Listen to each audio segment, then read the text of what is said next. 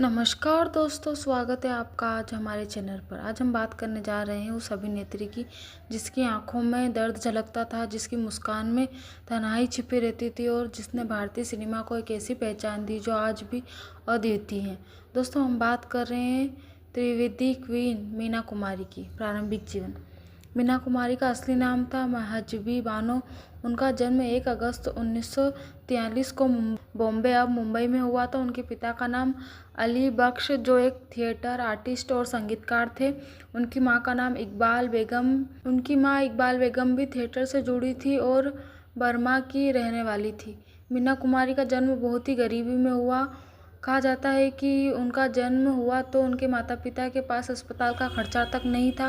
पैसों की तंगी के कारण उनके पिता उन्हें एक अनाथालय में छोड़ने का फैसला कर लिया था, पर बाद में मां के रोने पर उन्हें वापस ले आए। यही बच्ची आगे चलकर हिंदी सिनेमा की सबसे महान अदाकारा बनी। फिल्मों में प्रवेश बहुत छोटी उम्र से ही मीना कुमारी ने काम करना शुरू कर दिया। सिर्फ 4 साल की उम्र में उन्होंने फिल्मों में काम करना शुरू कर दिया। उन्होंने लेदर फेस नामक फिल्म में एक बाल कलाकार के रूप में काम किया। उन्हें उस समय बेबी मीना के नाम से जाना जाने लगा था। बचपन से उन्हें कई फिल्मों में अभिनय किया, जैसे बच्चों का खेल, पूजा, एक ही भूल आदि। धीरे धीरे उनका नाम फिल्म इंडस्ट्री में पहचाने जाने लगा।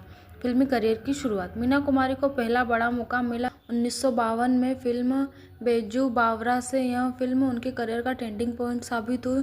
उनके सामने थे भारत के महान गायक भारत भूषण। इस फिल्म में मीना कुमारी ने एक साधारण, भावुक और सच्ची प्रेमिका का किरदार निभाया जिसने पूरे भारत का दिल जीत लिया। इस फिल्म के लिए उन्हें फिल्म फेयर अवार्ड भी मिला और इसके बाद मीना कुमारी हिंदी सिनेमा की भावनाओं की रानी बन गई। प्रमुख फिल्में और सफलता 1950 से लेकर 1970 के बीच का दौर मीना कुमारी के नाम रहा।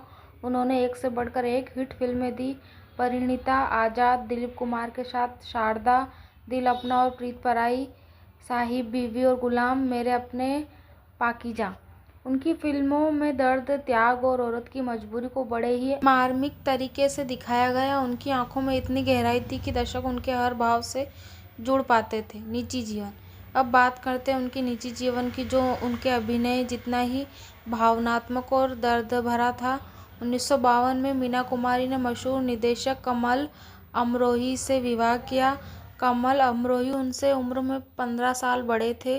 शुरू में उनका रिश्ता बहुत प्यार भरा था, पर समय के साथ झगड़े, गलतफहमियां और अलगाव ने इस रिश्ते को तोड़ दिया। मीना कुमारी के अंदर से टूट चुकी थी। उनका जीवन धीरे धीरे अकेलेपन में बदल गया। उन्होंने अपने दर्द को शराब में डुबाने की कोशिश की। कहा जाता है कि मीना कुमारी को शराब की आदत लग गई, जो आगे चलकर उनके स्वास्थ्य के लिए बहुत हानिकारक साबित हुई।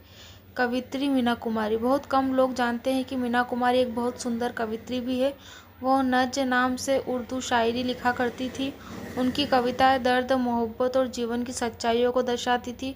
उनकी एक मशहूर पंक्ति, मैं सोचती हूँ कि वो कितना भोला होगा जो इस दिल के दर्द को मोहब्बत समझ बैठा। उनकी शायरी आज भी उर्दू साहित्य में खास स्थान रखती है। साहिब बीवी और गुलाम दर्द की पहचान। फिल्म साहिब बीवी और गुलाम उनके करियर की सबसे यादगार फिल्मों में से एक है। इस फिल्म में उन्होंने छोटी बहू का किरदार निभाया, एक ऐसी स्त्री जो अपने पति के प्यार के लिए तरसती है और शराब का सहारा लेती है। यह किरदार उनके असली जीवन में बहुत मेल खाता था।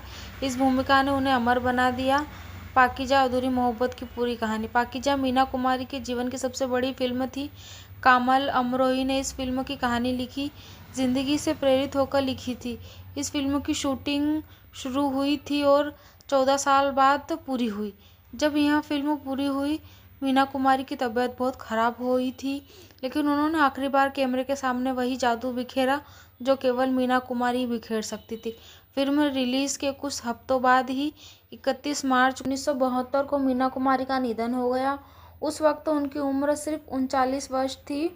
उनकी मौत लीवर सिरोसिस की वजह से हुई, जो लगातार शराब पीने का परिणाम था। निधन के बाद पाकीजा उनके निधन के बाद सुपरहिट साबित हुई। लोग सिनेमा घरों में रोते हुए बाहर निकलते थे।